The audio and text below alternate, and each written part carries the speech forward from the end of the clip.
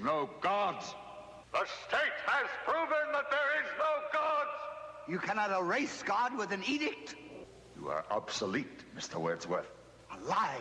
No man is obsolete. You have no function, Mr. Wordsworth. You're an anachronism, like a ghost from another time. I am nothing more than a reminder to you that you cannot destroy truth by... Is open, the only social media we're socializing in, but you will need to be a Founders Pass member in order to take advantage of it. It's easy to do so. Go to crusadechannel.com/go. Take 30 days for free. Don't cost nothing. Then, if you're really smart, you take the 30 days, you don't pay nothing. Then you sign up for a yearly Founders Pass, and we give you another month free. So you get 14 months for the price of 12. What a deal! And we deliver to you the best live news, talk, feature, radio in the entire business. 24 hours a day, 7 days a week, right here at CrusadeChannel.com. So go to CrusadeChannel.com/go. Now, I did a little experiment with this. If I ask people watching on YouTube to give the thumbs up on today's broadcast, they will. They'll do it. If I don't ask them, they won't. So there is your request for the day. Please give the thumbs up there on the YouTube stream. Subscribe to the channel and share it with everybody that you know. Okay. Call-in line telephone number 844-527-8723. The theme for the program today, according to the UBU placard, is that the demons are going to double down on what it is that they've already they have in play here, because we have 8 days to go. There are records being set. Is the story in the pile of prep the highest voter turnout since since 1908, right? So as of this show's beginning, thus far, 58 million people have voted, supposedly. It is a record. There it is. U.S. 2020 election could have highest rate of voter turnout since 1908. Now, I think we'll beat the 1908 voter turnout because thanks to mail-in ballots in the Democrat Party, dead people, illegal people, fictional characters are all going to get the vote. For the first time in modern election history, Daffy Duck will cast a ballot. Bugs Bunny will vote. Johnny Bravo. I'm going to go vote, Mama. Johnny Bravo will vote. What are the Powerpuff Girls' names? The three Powerpuff Girls. The Powerpuff Girls will vote. Shaggy and Scooby-Doo will vote.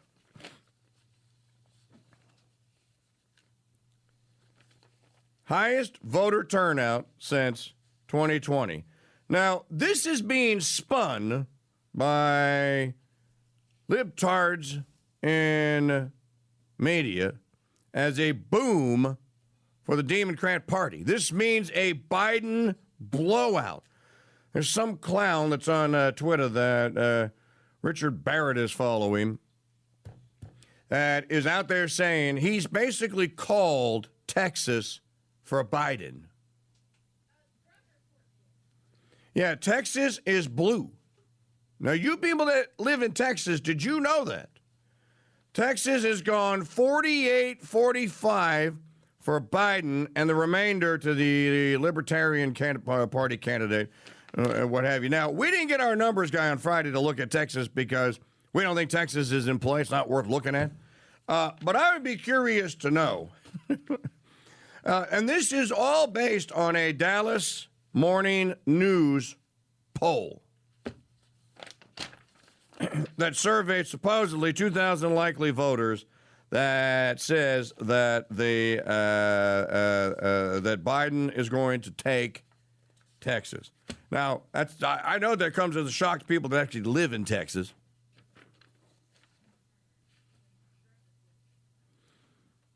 Yeah, there's a headline from Drudge Report.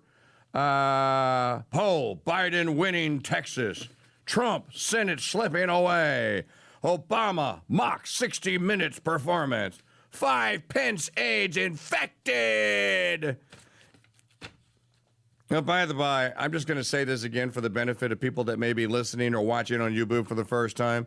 A positive RT-PCR test is not an infection. It's not even a case. All it is an indication that you're a human being and you're alive. The test does not prove infection of anything other than human life. It means that your body is producing antigens against flu viruses. Any flu virus. And it could have produced them in the last 48 hours, could have produced them a week ago. You have enough left in the 40,000 cycle test to show that you're a positive. You know, you got Donald Sutherland from the Invasion of the Body Snatcher types out there wanting to convict people and say that they're sick because they got a positive RT-PCR test. Now, there are going to be lawsuits, massive amounts of lawsuits about this because people are losing work. They are being, as a matter of fact, let's talk about mask mandates for just a moment and about the evil that is the mask mandate. Could you play the digital media file number 5? This woman, we had this clip last Friday. We didn't play it on Free Phone Friday. I want you to hear this woman's story. She is being, across the amber waves of face diapers, she's being shamed because she didn't wear a mask into a public place. And now she's got COVID Karens stalking her. Listen. There's been a few pretty bad encounters concerning the masks, me not wearing one. Right after the mandate started, I went into our local Bi-Mart, which I am not allowed to go into anymore. I was doing my usual shopping down an aisle all alone. Older gentleman, I could tell he hunted me down in the store. Hunting her down. Demanding I tell him why I was so special that I couldn't wear a mask. And I told him I medically couldn't. And he said, I want to know why. I want to know why, and kept following me. Store employees would walk by and could obviously hear that he was badgering me. Nobody stopped to help me. And I finally turned around and told him why I could not wear a mask. Told him what my problem was. I told him that I was smothered by my ex-husband, that I couldn't have anything on my face. And this person I didn't even know tells me that's no reason. Governor Brown, you need to stop infringing on our First Amendment rights. You are taking these stores, mom and pop businesses, large commercial stores, and making them choose between letting customers like me in with a medical exemption and fining them if they do. That is not okay. You cannot take away a right to shop for necessities, groceries, anything else that we possibly need for our homes and our families. What you're doing is wrong. So, North Carolina, I believe, the Governor Brown, North Carolina. By the way, I'll break the news again here if you missed the first hour of the Mike Church Show. On Friday, the Louisiana legislature delivered a petition to former Emperor. That's not the right. Oh, I'm sorry. It's Oregon, Governor Brown of Oregon. Formerly of Emperor John Napoleon Bell Bonaparte IV. He's now just regular old Democrat libtard stooge Governor John Bell Edwards. On Friday at 5 p.m., our legislature delivered a petition to Edwards ending all lockdowns, all health emergencies in Louisiana. It's over. The Bayou State is back open for business. Now, you people out here, some of you going like, you're lying, that's not true, I didn't see it anywhere. Right. No one is reporting it. You won't find it on the national news. You won't find it in the Times Pick Your Nose. You won't find it in the Baton Rouge or the New Orleans Advocate. You won't find it on the television stations. But it's true. CrusadeChannel.com, Acting All Crusadery blog. I reported on it. Now, back to the Hunter Biden story and the Joe Biden. I've been telling you for as long as anyone would listen to me. This goes all the way back to the Shea impeachment.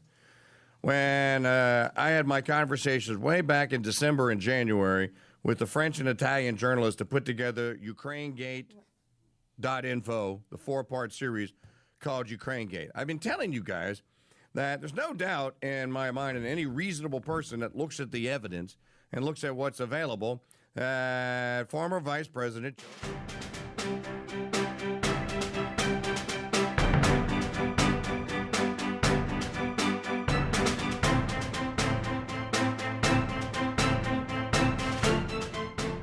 Yeah, and welcome to the live broadcast of JD Vance Live in Wausau, Wisconsin. Going to take you live to that event on the CRUSADE Radio Network right now. Remember, if you're able to, please consider making a donation to our cause and our broadcasting expenses at CrusadeChannel.com/donate. Mike Church here with you. I'll be with you all afternoon. There's a Trump event coming up later on this afternoon as well that we will be broadcasting. Here's JD. You know, the lobbyists and the special interests don't like Ron very much because he actually tells the truth. So you guys are lucky to have a good one in Ron Johnson. Thank you, Ron. You're also lucky to have a great congressman representing this area, Tom Tiffany. Tom, thank you so much for what you do. I saw Tom backstage. Maybe he's wondering, there's Tom. There he is. Tom, thank you for all your leadership and all your hard work. And, you know, it's funny, when I come and do these events, I always try to check on the news of the day because I try to understand what's going on in the world before, you know, I'll take some questions from reporters. I always try to understand what people are talking about and, you know, what the news of the day is. And I saw that, I guess, Governor Tim Walz did a live stream of a Madden football game, professional football game, obviously not playing, they were playing video games, and he did it with AOC. And I guess the goal is to try to appeal to the young male vote by playing video games online with AOC. And I don't know who came up with that idea, but I guess afterwards, you know, because Tim Walz and Kamala Harris, they always like to talk about Project 2025, and, you know, which, by the way, is a complete dishonest disgrace. Project 2025 has nothing to do with the Trump campaign, and it never has. But set that to the side. He was talking about playbooks and trying to connect that to Project 2025, and he said, you know, yesterday AOC, she did very good. She ran a pick six. I think, like, you know, you don't run a pick six. You run the West Coast offense or the spread offense, or the 3-4, the 4-3. Like, it made me realize that I think that even though they say Tim Walz was a college football coach, that I think I know more about football than Tim Walz. And it's appropriate because I think my running mate, Donald J. Trump, knows more about working at McDonald's than Kamala Harris does.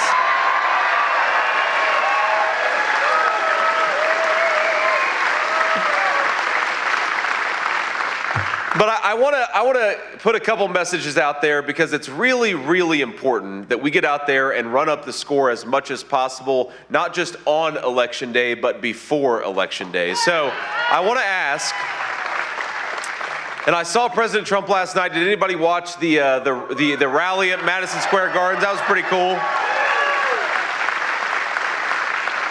But I saw President Trump last night. He gave me this idea. He said, ask the crowd. So who has already voted early? Raise your hand if you've already voted early. A lot of people. Fantastic. And who's going to vote on Election Day? Great. Okay, it's actually in this room, I'd say about half and half is my best guess. But let's get out there and bank as many votes and run up the score as possible, because we're going to make Donald J. Trump the next president of the United States.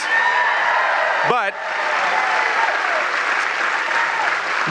we're only going to do it if we actually get out there and vote. And importantly, as you all know better than I do, we have no idea what the weather's going to be like on November the 5th in the state of Wisconsin. So if we can bank as many votes early, we ought to do that. Now, I'm going to make a few requests about how we're going to make Donald J. Trump the next president of the United States before I get on to the why. Now, the how here. There's a website I want everybody to go to. It's called swampthevoteusa.com. And I want you to write that down if you can't remember it, swampthevoteusa.com. On that website, you can check your absentee ballot. You can check how to request an absentee ballot. You can check where you can vote. And you can also check and make sure your registration is up to date. We've got to make sure that we swamp the vote, because if we don't, we're going to have Kamala Harris as President of the United States. And I don't want to have 4 years of a nightmare for the United States of America. I want to get back to the peace and prosperity of Donald J. Trump. So let's get out there and swamp the vote.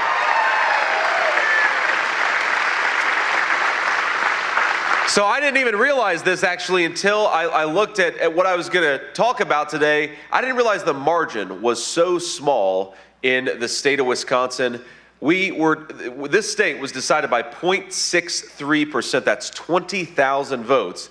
And that could very well be the difference. Frankly, it could be even smaller than that, the difference between President Donald Trump and President Kamala Harris. So here's the second thing I want to ask you to do. We're never going to get honesty from Kamala Harris and the corporate media. They're never going to tell the truth about this campaign or about the condition of the country. But you know who can tell the truth? We can. So take out your phone, take a photo of this event, send it to your buddies, post on social media, do whatever you do, and get the truth about it. Why are you voting for Donald J. Trump? Because I believe that the honest words of 1,000 American patriots is worth far more than the dishonesty of the corporate media and the Kamala Harris campaign.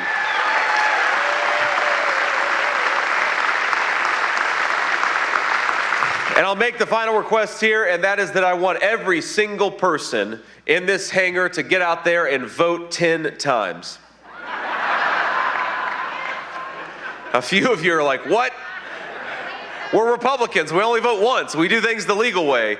And I'm sure we'll hear and see it in the New York Times tomorrow that JD Vance came to Wisconsin and encouraged mass voter fraud in an airport hangar. But here's the legal way to vote 10 times, and that's to take yourself to the polls and take 9 of your friends and family with you. That's how we're going to vote 10 times. Please get out there and do it.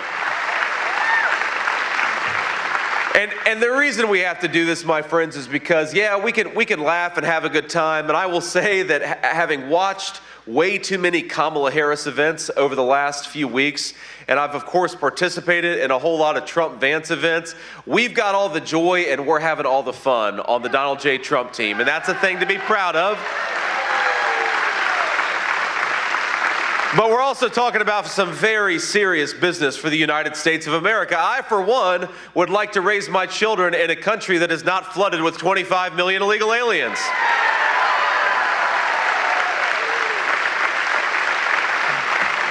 I'd like to raise my children in a country where rich and poor alike can afford to buy groceries at the grocery store because we've got common sense economic policies.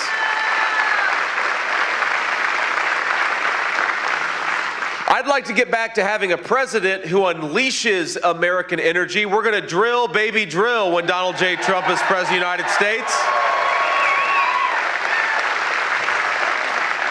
And by the way, when we do that, we're going to make the cost of goods cheaper for everybody, whether they work in the energy sector or not. Think about this. If the truck driver delivering the groceries to the grocery store is paying 45% more for diesel, then all of us are going to be paying more for grocery.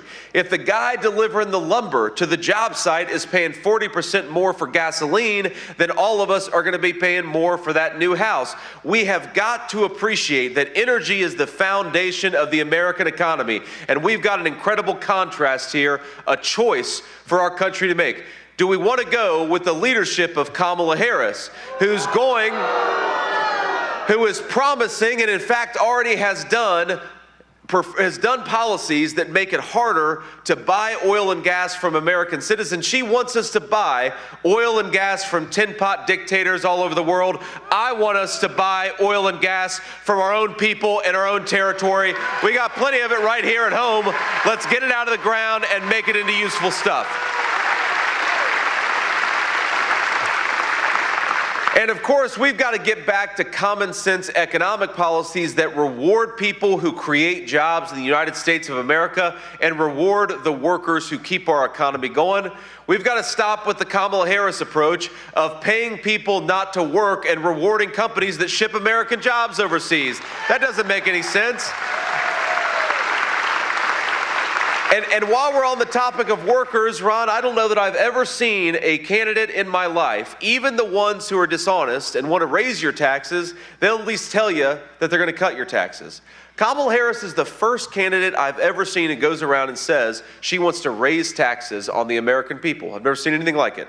And of course, if we had an honest media, she would lose in a landslide because nobody is going to vote for Kamala Harris who wants to raise their taxes. So again, we've got to tell the truth that we want working people to keep more of their money. We're going to kick Kamala Harris and her tax-raising ways out of Washington, send her back to San Francisco because that's where Kamala Harris belongs.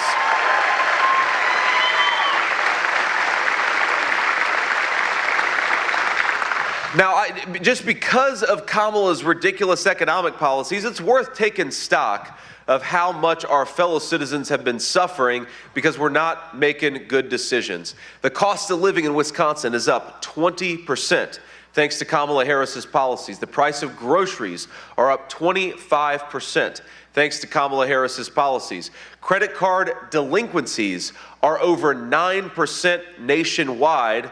That is a very, very high number thanks to Kamala Harris's policies.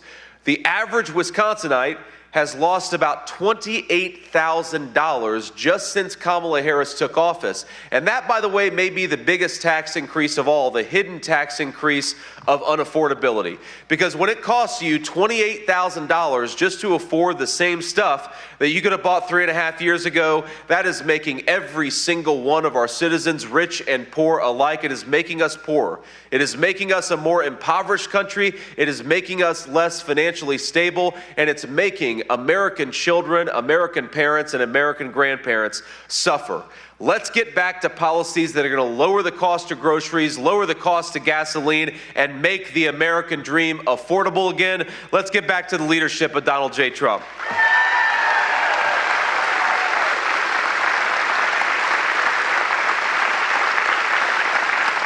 Now, of course, in Wisconsin and everywhere else, you can tell I've actually been here a lot because I'm starting to say Wisconsin. I'm getting better at it. But one of the biggest issues, of course, that we have is the border. And I want to talk about the border in a second, but we got to talk about its connection to some of the terrible price increases that we've seen thanks to Kamala Harris's policies. Now, the media doesn't talk about this enough, if they talk about it at all, but one of the biggest problems for Wisconsinites and one of the biggest problems for our fellow Americans all across the country is that housing has gotten way too expensive. I'm the first millennial to ever serve on a major party presidential ticket, and I want people in my generation and people who are younger than I am to be able to afford the American dream of homeownership. I want, if you just got married or you're thinking about getting married, I want you to be able to raise your family in a nice and stable home. That is one of the critical components of the American dream. And too many of our young people feel like homes, and they're right, homes have gotten so expensive, rent has gotten so expensive that a lot of people can't afford it anymore. Well, let's be honest about why homes are so expensive. Number one, mortgage interest rates have gotten way too high, and that's connected to the inflation. That's connected to the fact that Kamala Harris cast the tie-breaking vote on trillions of dollars in new spending. To get home prices more affordable, Donald J. Trump and I are going to fight to lower interest rates so that our young people and everybody else can afford to buy a home. We've also got to make it easier to build more homes again. We've got to make it easier for our great construction firms and our great construction workers to build the homes that American citizens want to live in again.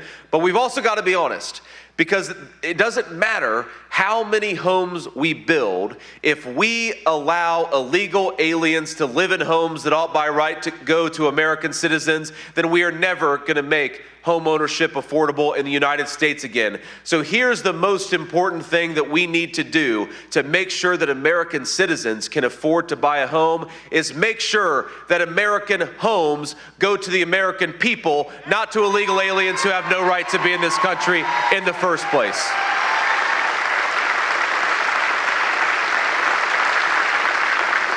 And that brings me, of course, to what I think is maybe the most critical issue. You know, you go back and forth. Is it the economy and the terrible inflation that we're experiencing, or is it the border? And of course, all these things are connected.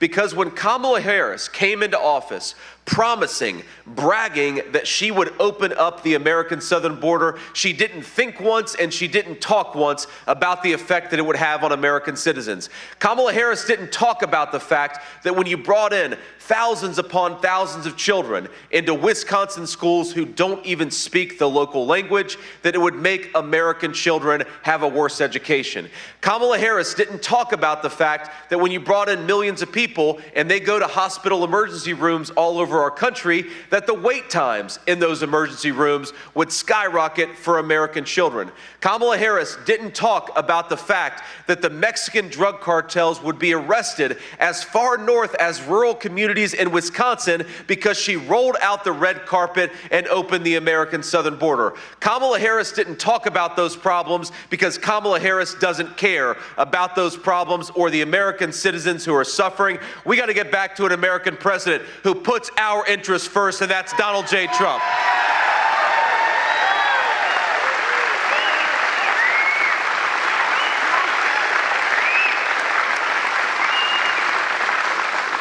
We cannot keep doing this. We just got to stop doing this. It's the craziest thing that I've ever seen. Look, I'm obviously not a Democrat, but I remember when Bill Clinton was president in the 1990s, the way that Bill Clinton talked about illegal immigration, he'd beat a radical right-wing Republican in 2024.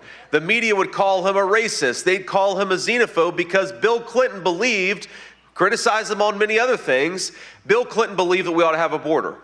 Donald Trump believes we ought to have a border. I think 90% of our fellow citizens believe that we ought to have a border. Why don't we have a border? Because Kamala Harris refuses to do her damn job. So let's say to Kamala Harris, you're fired, get out of the Oval Office, you're not welcome in the people's house anymore.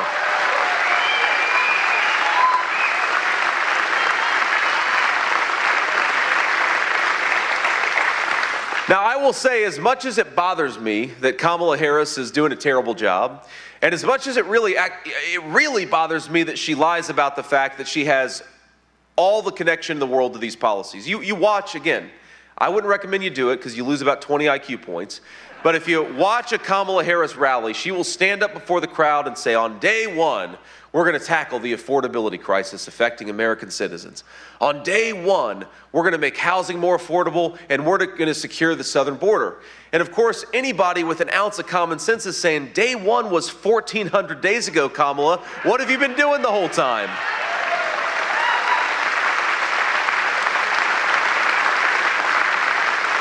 So she runs away as far away from Joe Biden as she possibly could. In fact, I think that if an interviewer asked her, have you ever seen Joe Biden, she might answer no, because even though she is the sitting vice president, she tries to pretend that she has nothing to do with the policies of the last 4 years, even though, of course, there are clips of her on camera bragging about those policies, saying that she was the last person in the room when decisions were made, casting the tie-breaking vote on these policies, and now Kamala Harris, she wants to wash her hands and say, I had nothing to do with it.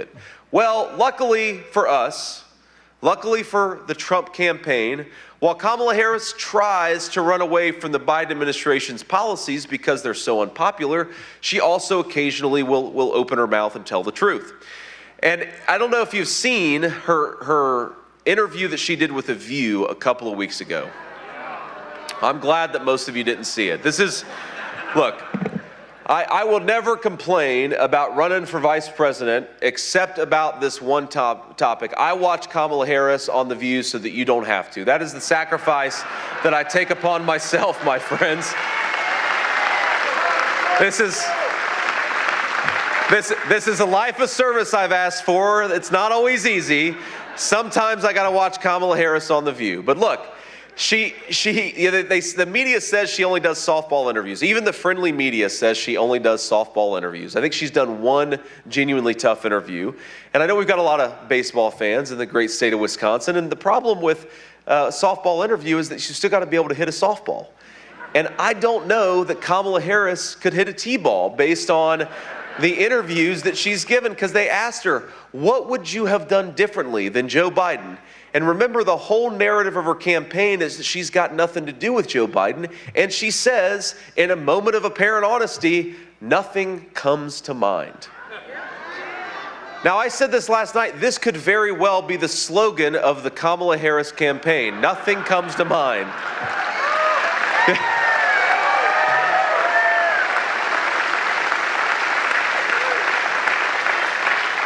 But in a moment of rare honesty, she revealed the lie at the heart of her entire campaign.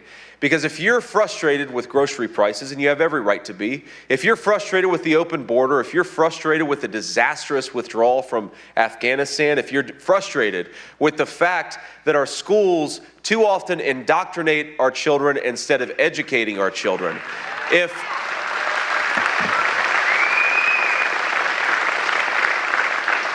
if you're frustrated that you paid a lot of taxes, but you don't actually get a whole lot of good public services from those taxes that you pay, if you're frustrated with the condition of our great country, you have every right to say to Kamala Harris, we don't want you anymore. We want change. We want Donald J. Trump back in the White House.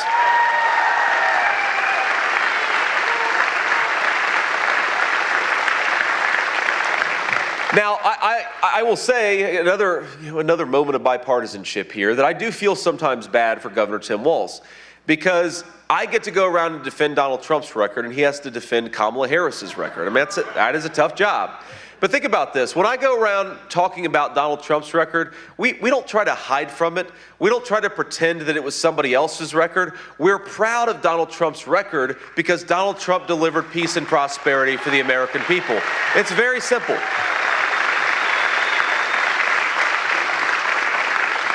Now, you can go on Donald Trump's website, donaldjtrump.com. You can see the issue papers and the policy positions. I'm happy to talk about the work we've been doing on the transition team to make sure that your government is ready to go on day one to implement the changes that are going to deliver peace and prosperity. But it's not just plans and promises, because I don't know about you, and I know my colleague from Wisconsin agrees with me. I sometimes get sick of career politicians and bureaucrats talking about their plans and promises. It's nice to have a guy to vote for who doesn't just have plans and promises, but actually has a record. And that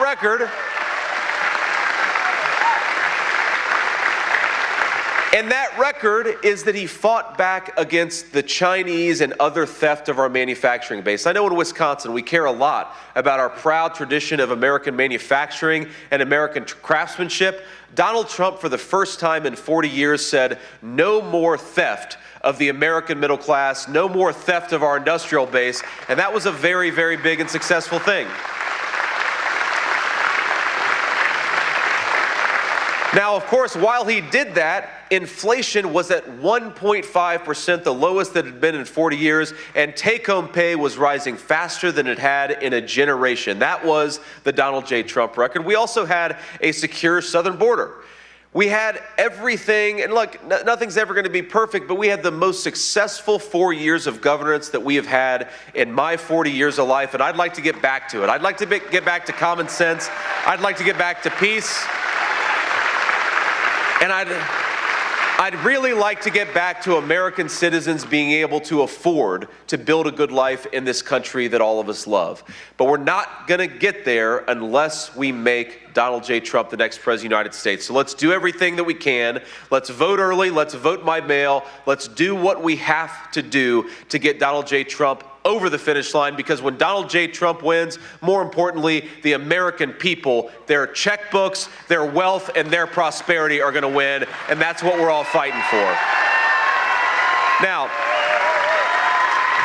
thank you. I want to say one more thing, because, again, I try to read the news and understand what's going on, and I haven't talked about this yet, but I'm going to talk about it now, because I think that in the final stage of this campaign, Kamala Harris has chosen a message, and the message is not that she's going to make your grocery prices lower or your housing more affordable. The message is not that she's going to secure the southern border. Her closing message to the American people is that you all are bad people for being pissed off at what she's done to the country. That is her actual closing message of the campaign. And I was, like I said, I was in Madison Square Garden last night with the president, and we had well over 100,000 people between those inside and those outside, and they were, fired up. It was a celebration of America. You had a lot of fun at that rally. And you know what? Thank you. And you know what Kamala Harris and her team woke up this morning and decided to compare it to? They decided to compare us to literal Nazis for gathering in Madison Square Garden and celebrating the United States of America. These are the same people, of course, who call us racist for wanting to secure the southern border.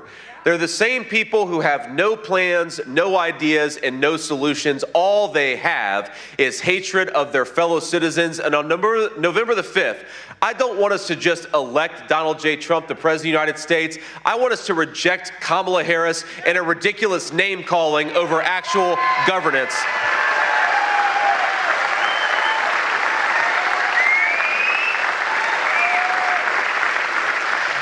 And because of this, I actually decided, I Googled an image of our brave men and women almost 80 years ago storming the beaches at Normandy. And I thought to myself, who does Kamala Harris think that she's kidding? When I looked at the image of those brave young men, a lot of us, of course, knew some of those folks. Of course, we still have some World War II generation still with us, though it's dwindling by the day. But most of us probably knew somebody who was involved in World War II in some form or another. And I find it honestly kind of funny that Kamala Harris thinks that the men who stormed the beach at Omaha would want taxpayer-funded gender transition surgeries for illegal aliens. That's why those guys stormed the beaches at Normandy, because they wanted to open up the American southern border. That's not what they wanted at all. They wanted common sense. They wanted freedom. They wanted liberty. They wanted somebody who would protect the Constitution. How dare Kamala Harris call her fellow citizens Nazis for loving this country enough to call her a bad vice president? And that's exactly what she is.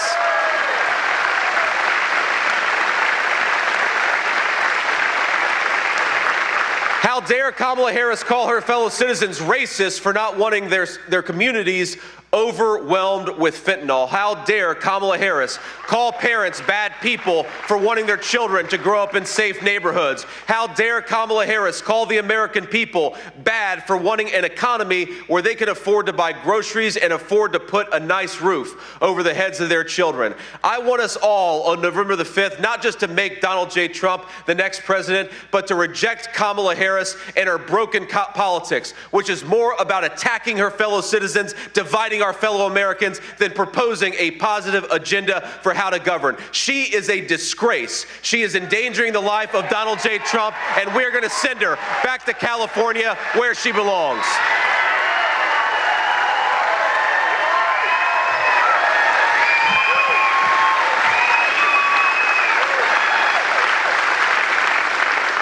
And with that, let's have a few questions from the media.